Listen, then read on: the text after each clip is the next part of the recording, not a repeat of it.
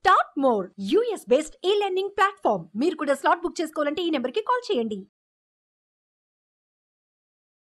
నమస్తే, welcome to Suman TV. నేను విష్ణు. ప్రస్తుతంతో పాటు సీనియర్ మార్కెట్ అనలిస్ట్ జీవి సత్యనారాయణ గారు ఉన్నారు. వారితో మాట్లాడదాం. సార్ నమస్తే. సార్ నమస్తే. సార్ సత్యనారాయణ గారు, ఐఐఎఫ్ఎల్ ఫైనాన్స్కు ఆర్బీఐ షాక్, బంగారు రుణాల మంజూరుపై నిషేధం అంటూ కూడా వార్త ఒకటి వాళ్ళ ప్రధాన దినపత్రికల్లో కూడా చదవడం జరిగింది. ఎందుకంటారు Reserve Bank of India IIFL ఫైనాన్స్కు షాక్ ఇచ్చింది? అవును, లేటెస్ట్ న్యూస్ ఈ మధ్య కాలంలో ఇప్పుడు పేటిఎం ఉంది. పేటిఎం బ్యాంకు ఏదైతే ఉందో ఢిల్లీలో, ఆ బ్రాంచ్లో అవకతవకలు జరిగినాయని, అంటే రూల్స్కి వ్యతిరేకంగా, రూల్స్కి అంటే అతిక్రమించటం అంటారు. అంటే ఆర్బీఐ నామ్స్ ప్రకారం ఫాలో అవ్వాల్సినవి ఫాలో కాకుండా ఉంటే ఆర్బీఐ ఏం చేస్తుంది, ముందు వార్నింగో నోటీసులో ఇవ్వడం జరుగుతుంది. అయినా కానీ వీళ్ళు పారదర్శకత అంటారు, అంటే ట్రాన్స్పరెన్సీ ఎప్పుడైతే ఈ లోపించిందో అప్పుడు ఆర్బీఐ ఏం చేస్తుంది, ఈ మధ్యకాలంలో పేటిఎం చేయడం జరిగింది. మళ్ళీ వాళ్ళు ఇప్పుడు మీరు అన్నట్టు ఐఐఎఫ్ఎల్, ఇండియా ఇన్ఫోలైన్ ఫైనాన్స్, ఈ ఫైనాన్స్ ఏం చేస్తుంది అంటే గోల్డ్ అనమాట. ఇది ఈ ఐఐఎఫ్ఎల్ వాళ్ళది ఏదైతే గోల్డ్ లోన్లు ఇస్తారో, ఈ గోల్డ్ లోన్లు ఏంటి, స్వచ్ఛత అనుకోండి, దాని యొక్క అంటే లోన్ ఇచ్చేటప్పుడు దాని యొక్క ప్రైస్ని క్యాల్కులేట్ చేయటం, దాని యొక్క అంటే కేడిఎం మనం అంటాం కదా, 24 క్యారెట్స్, ఆ కేటీఎం, ఆర్నమెంట్స్, అటువంటివి బరువులో కానీ ఎక్కడ తేడాలు వచ్చినా కానీ, అంటే ఆ లోన్ పేమెంట్లో కానీ, ఆ వాల్యూని లోన్ క్యాల్కులేషన్ చేయడంలో కానీ, లోన్ ఇవ్వటంలో కానీ, రికవరీ చేయడంలో కానీ, ఇంట్రెస్ట్లో కానీ, ఛార్జెస్లో కానీ ఎక్కడో ఒక దగ్గర ఏదో ఒక తరహాలో కనుక అవకతవకలు జరిగినాయి అని గనక గుర్తించినట్లయితే అప్పుడు ఆర్బీఐ ఏం చేస్తుంది, ఆంక్షలు విధించడం జరుగుతుంది. అయితే వీళ్ళకి ఆల్ ఓవర్ ఇండియాలో మొత్తంలో ఐఐఎఫ్ఎల్కి 500 బ్రాంచీలు పైన ఉన్నాయి వీళ్ళకి.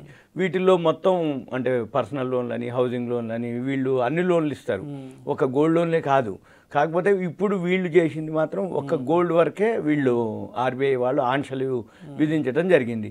ఏది గోల్డ్ లోను ఇష్యూ చేయటం కానీ, కేటాయింపు చేయటం కానీ, దానికి సంబంధించి ఫ్రెషర్స్ అది ఈ రోజు నుంచి అమలు. అంటే ఎప్పుడైతే ఇది ఆర్బీఐ జరిగిందో 5వ తారీఖు నుంచి అనమాట, మార్చి 5 నుంచి అమలు అన్నారు. అంతే, ఇక స్టార్ట్ అమలే.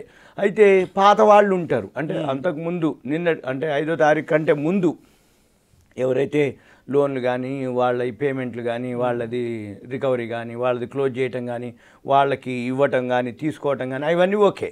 కొత్త వాళ్ళకి మాత్రం మంజూరు చేయటం, అంటే లోన్ ఇవ్వటం కానీ, లోన్ తీసుకోవటం కానీ, డిపాజిట్లు అంటే గోల్డ్కి సంబంధించిన వ్యవహారాలు అవన్నీ కూడా తక్షణం ఉంటుంది. అయితే మళ్ళీ వీళ్ళు గనక మళ్ళీ ఆర్బీఐ నామ్స్ ప్రకారంగా మళ్ళీ కనుక చేస్తే మళ్ళీ సడలింపు ఇస్తారు. కానీ ఎప్పుడైనా కానీ జనరల్గా ఏం జరుగుద్ది అంటే, షేర్ మార్కెట్లో ఒక గుడ్ విల్ అనేది ఒక బ్రాండ్ ఉంటుంది. అంటే గుడ్ విల్ అనేది మెయిన్.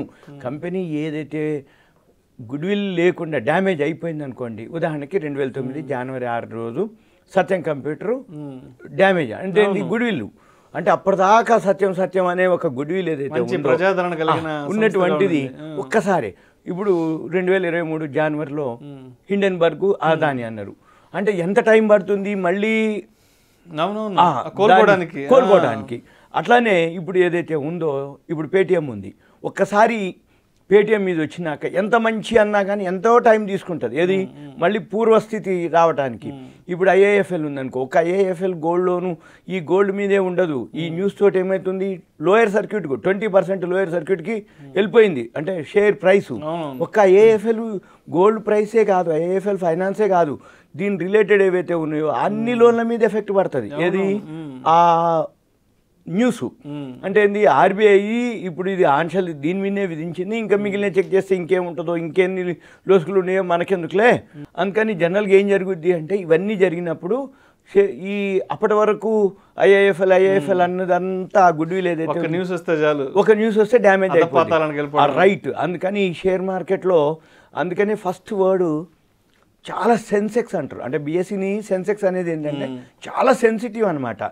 ఈ సెన్సిటివ్ అనేది ఏదైతే ఉందో మార్కెట్ ఆల్ టైమ్ హైకి పోయింది, ఐఐఎఫ్ఎల్లో లోయర్ సర్క్యూట్కి వెళ్ళిపోయింది.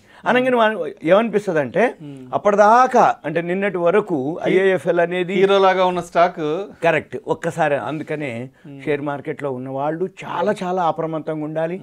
ఏ షేరు, ఏ కంపెనీ, ఏ టైంలో, అంటే ఆర్బీఐ కానీ లేకపోతే ఇప్పుడు ఉదాహరణకి టాటా మోటార్స్కో గుడ్ న్యూస్ వస్తుంది అంటే ఆ షేరు పెరగడం మొదలు పెడుతుంది, ఐఏఎఫ్ఎల్లో పట్టడం మొదలు పెడుతుంది.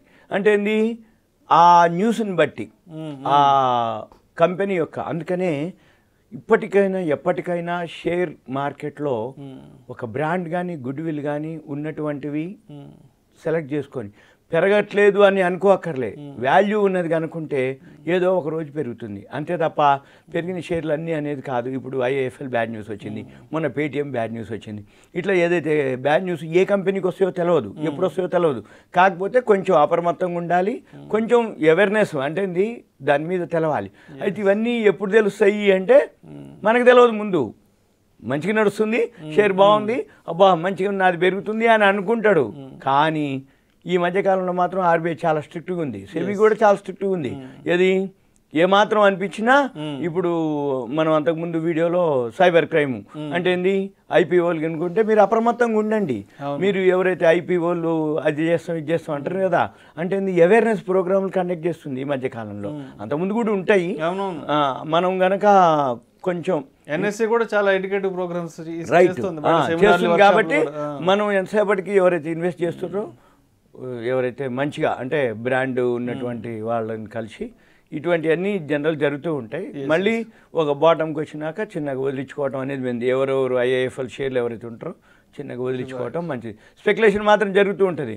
మళ్ళీ ఏమంటారు, మేము ఐఏఎఫ్ఎల్ వాళ్ళు మళ్ళీ స్టేట్మెంట్ ఇస్తారు, ఏమని మేము మళ్ళీ అవన్నీ ఎవరైతే ఆర్బీఐ ఆంక్షలు విధించిందో మేము అవన్నీ మళ్ళీ ఫిల్ చేస్తున్నాం అని అనగానే మళ్ళీ పెంచటాలు తగ్గించటాలు. కానీ ఓవరాల్గా ఒక బ్యాడ్ న్యూస్ వచ్చినాక పెరగాలంటే చాలా టైం తీసుకుంటాం.